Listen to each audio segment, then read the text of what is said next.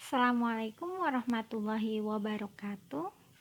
Saya Lutfia Nafisatu Diana, MPM 95, kelas A2.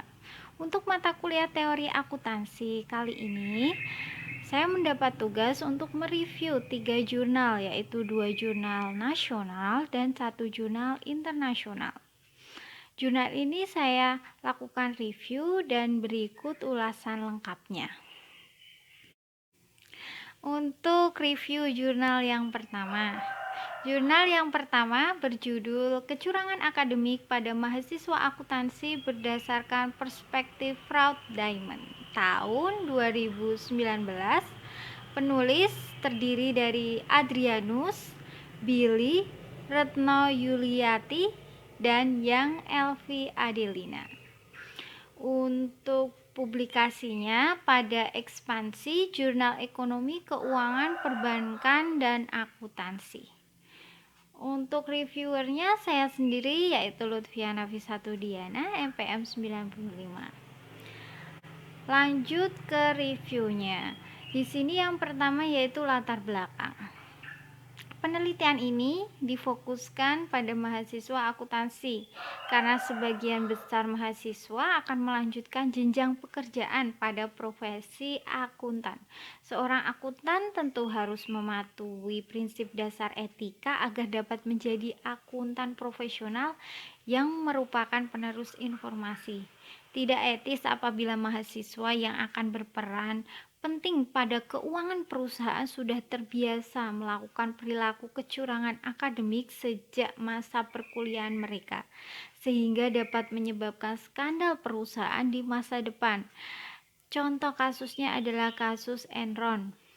Selain itu, seorang akuntan harus memiliki integritas, objektivitas, kompetensi, dan kehati-hatian profesional, kerahasiaan, dan perilaku profesional. Lalu untuk tujuan penelitian, seperti latar belakang yang telah saya sampaikan bahwa seorang akuntan atau calon akuntan tentu tidak etis jika telah memiliki atau cenderung untuk melakukan kecurangan seperti kecurangan akademik, sehingga penelitian ini bertujuan untuk mengetahui faktor-faktor apa saja yang mendorong mahasiswa, khususnya mahasiswa akuntansi, melakukan tindak kecurangan akademik berdasarkan teori fraud diamond dengan mengacu pada mahasiswa akuntansi Universitas XYZ.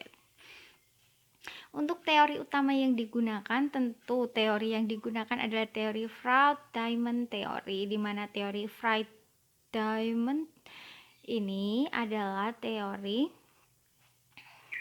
yang dikemukakan oleh Wolf and Hermanson 2014, di mana teori ini merupakan penyempurnaan dari Fraud Triangle Theory oleh Cressy tahun 1953 yang terdiri atas 4 faktor sebagai berikut. Yang pertama yaitu tekanan atau pressure atau insentif. Tekanan adalah ketika seseorang memiliki suatu masalah dan memiliki kesadaran bahwa masalah tersebut hanya bisa diselesaikan dengan melakukan tindakan kecurangan, sehingga seorang ini memiliki atau mendapat dorongan untuk melakukan tindakan kecurangan. Lalu yang kedua yaitu kesempatan atau opportunity, yaitu adanya peluang untuk melakukan tindakan kecurangan dan hal ini mampu menyelesaikan masalah yang sedang dihadapi tanpa ada yang mengetahui atau tidak ketahuan. Lalu untuk yang ketiga yaitu rasionalisasi. Di sini adalah adanya rasa rasionalisasi berupa pembenaran atas tindak kecurangan yang dilakukan oleh pelaku, di mana pelaku mengetahui bahwa kecurangan atau perbuatan kecurangan yang dilakukan itu salah dan ilegal, namun mereka memiliki keyakinan diri bahwa atau beranggapan bahwa tindakan kecurangan yang dilakukan itu legal dan benar. Lalu yang terakhir yaitu keempat, kemampuan atau capability. Di sini kemampuan adalah saat seseorang memiliki kemampuan yang tepat dalam membaca situasi untuk melakukan tindakan kecurangan. Selain itu juga memiliki pemahaman yang cukup untuk melakukan tindakannya agar tidak diketahui. Untuk metode penelitian tentu data yang digunakan adalah data primer dengan atau berupa kuesioner. Lalu sampel penelitian adalah mahasiswa akuntansi Universitas XYZ angkatan 2015 sampai dengan 2018 sebanyak 260 orang. Hasil yang diperoleh. Yang pertama, rasionalisasi menjadi faktor pendorong mahasiswa untuk melakukan tindak kecurangan akademik. Lalu, mahasiswa tidak memiliki tekanan baik dari orang tua maupun jika nilainya dibandingkan dengan orang lain. Ketiga, mahasiswa tidak memiliki kesempatan untuk melakukan kecurangan karena pengawasan ujian dan kesadaran dosen atas kecurangan akademik sudah sangat baik. Yang terakhir, mahasiswa tidak memiliki kemampuan untuk merasa yakin bahwa tindakannya tidak akan terdeteksi atau ketahuan, sehingga hasil penelitian untuk jurnal yang pertama ini adalah bahwa yang berpengaruh positif adalah rasionalisasi atau pembenaran, sedangkan untuk tekanan, kesempatan, dan kemampuan itu tidak berpengaruh positif atau berpengaruh negatif. Untuk jurnal yang kedua, judulnya adalah Pengaruh Dimensi Fraud Diamond terhadap Perilaku Kecurangan Akademik, Studi empiris pada mahasiswa Magister Akuntansi Universitas Brawijaya tahun 2017. Untuk penulisnya yaitu Isnan Murdiansyah, Made Sudarma, dan Nurholis. Untuk publikasi pada jurnal Akuntansi Aktual. Reviewer adalah saya sendiri, Lutfiana Fisatudiana, MPM 95. Ke reviewnya, yang pertama latar belakang. Alasan peneliti mengadopsi atau mereplikasi penelitian Baker et al. 2006 dengan menggunakan dimensi Fraud Diamond yaitu Wolf and Hermanson 2014 adalah yang pertama, dengan menambahkan dimensi keempat yaitu capability terhadap kecurangan akademik mahasiswa, yakni ingin menguji kembali model tersebut di Indonesia dan menguji keefektifan dimensi kemampuan. Lalu yang kedua, ingin mengetahui bentuk, perilaku, dan tindakan kecurangan akademik di sebuah kampus terkenal di Amerika Serikat, sehingga bisa mengetahui cara-cara pencegahan dan pendeteksiannya yang bisa diaplikasikan dalam dunia pendidikan Indonesia. Yang ketiga, kebanyakan riset tentang kecurangan akademik selama ini kurang bisa mengembangkan model penelitian untuk mengetahui penyebab perilaku kecurangan akademik serta jarang memberikan gambaran, contoh, masukan, dan dorongan bagi sebuah kampus untuk mengurangi atau mengeliminasi kecurangan akademik. Atas tiga alasan inilah yang melatar belakangi peneliti melakukan penelitian ini. Yang selanjutnya, tujuan penelitian. Penelitian ini bertujuan untuk mendapatkan bukti terkait faktor-faktor yang mempengaruhi tindak kecurangan akademik pada mahasiswa S2 akuntansi pasca sarjana Fakultas Ekonomi Bisnis Universitas Brawijaya. Teori utama yang digunakan yaitu teori Fraud Diamond Theory. Seperti pada jurnal yang pertama, teori ini masih sama, yaitu terdiri dari 4 faktor, yaitu tekanan, yaitu di mana seseorang memiliki masalah, lalu dia beranggapan bahwa masalah tersebut hanya bisa diselesaikan apabila dia melakukan tindakan kecurangan. Lalu kesempatan, yaitu di mana adanya peluang untuk melakukan tindakan kecurangan untuk menyelesaikan masalah tanpa diketahui. Lalu rasionalisasi, yaitu pembenaran atas tindak kecurangan. Lalu yang terakhir, kemampuan di sini adalah saat seseorang memiliki kemampuan yang tepat dalam membaca situasi untuk melakukan tindak kecurangan serta adanya pemahaman yang baik agar tindak kecurangannya tidak diketahui. Untuk metode penelitian menggunakan data primer yaitu berupa kuesioner.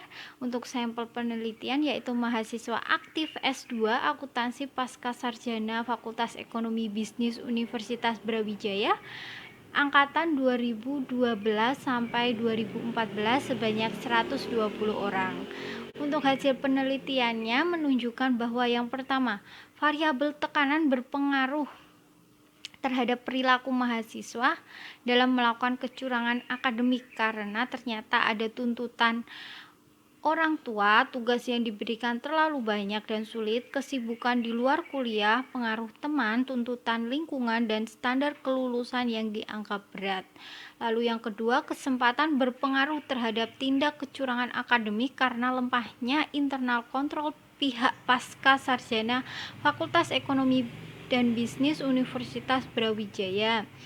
Sanksi tidak tegas, lalu adanya internet, lalu kondisi kelas dan koneksi dengan kakak tingkat.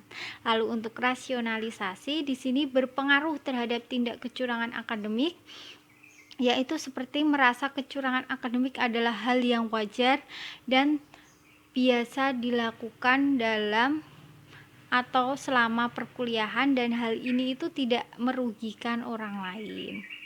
Lalu kemampuan sangat berpengaruh terhadap perilaku kecurangan karena mahasiswa biasanya bertanya atau berdiskusi dengan teman, lalu membawa catatan kecil pada saat ujian, menggunakan alat bantu teknologi, memberi contekan atau jawaban kepada teman, lalu memanipulasi absensi dan batas waktu pengumpulan tugas. Lalu jenis kecurangan mahasiswa lainnya seperti saat ada ujian take home, yaitu melakukan copy paste, plagiarisme, mengcopy pekerjaan teman dan sebagainya. Sehingga untuk jurnal yang kedua ini keempat-empatnya berpengaruh positif terhadap tindakan kecurangan akademik yang dilakukan oleh mahasiswa.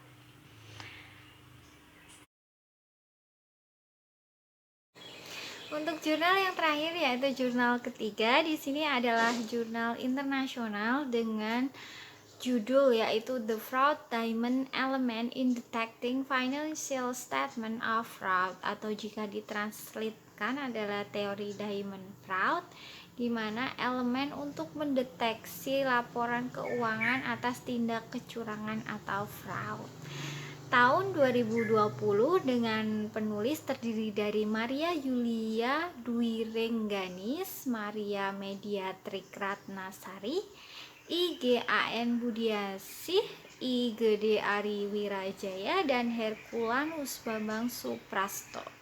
Untuk publikasi pada International Research Journal of Management, IT and Social Science. Untuk latar belakangnya di sini karena banyaknya kasus yang terjadi akibat aksi kecurangan atas laporan keuangan menunjukkan bahwa efek negatif tindakan kecurangan ada, yaitu berupa kecurangan atas laporan keuangan perusahaan dan oleh tindakan pihak yang merugikan, sehingga kecurangan pada laporan keuangan sangat penting untuk dideteksi sehingga pihak-pihak terkait seperti investor dapat bertindak sebagai langkah antisipasi sebelum mengalami kerugian. Lalu untuk tujuan penelitian, tentu tujuan penelitian ini untuk mendapatkan bukti empiris terkait analisis elemen fraud diamond dalam mendeteksi kecurangan laporan keuangan dengan mengembangkan variabel ke dalam proksi elemen fraud diamond atas kecurangan laporan keuangan. Untuk teori utama yang digunakan masih sama seperti dua jurnal sebelumnya, yaitu fraud diamond teori, yaitu tekanan, kesempatan, rasionalisasi, dan kemampuan. Untuk metode penelitian, data yang digunakan sekunder yaitu berupa laporan keuangan perusahaan. Untuk sampel perusahaannya yaitu perusahaan sektor keuangan yang terdaftar di BEI pada periode 2013 sampai 2017 sebanyak 46 perusahaan yang dipilih secara purposive sampling. Untuk hasil dari penelitian ini menunjukkan bahwa pertama, tekanan berpengaruh terhadap kecenderungan melakukan kecurangan atas laporan keuangan. Yang kedua, kemampuan dengan pengukuran jumlah komisaris dan komite audit menunjukkan bahwa kemampuan berpengaruh negatif terhadap kecurangan atas laporan keuangan. Yang ketiga, rasionalisasi menunjukkan bahwa opini audit tidak berpengaruh terhadap kecurangan atas laporan keuangan. Yang terakhir, kemampuan dengan pengukuran pergantian direksi tidak berpengaruh terhadap kecurangan atas laporan keuangan. Sehingga hasil untuk jurnal yang ketiga ini, tekanan berpengaruh positif terhadap tindakan kecurangan atas laporan keuangan, sedang kemampuan rasionalisasi dan kemampuan tidak berpengaruh atau no effect terhadap tindakan kecurangan pada laporan keuangan. Sekian review jurnal dari saya. Terima kasih atas perhatiannya. Semoga bermanfaat. Terima kasih. Wassalamualaikum warahmatullahi wabarakatuh.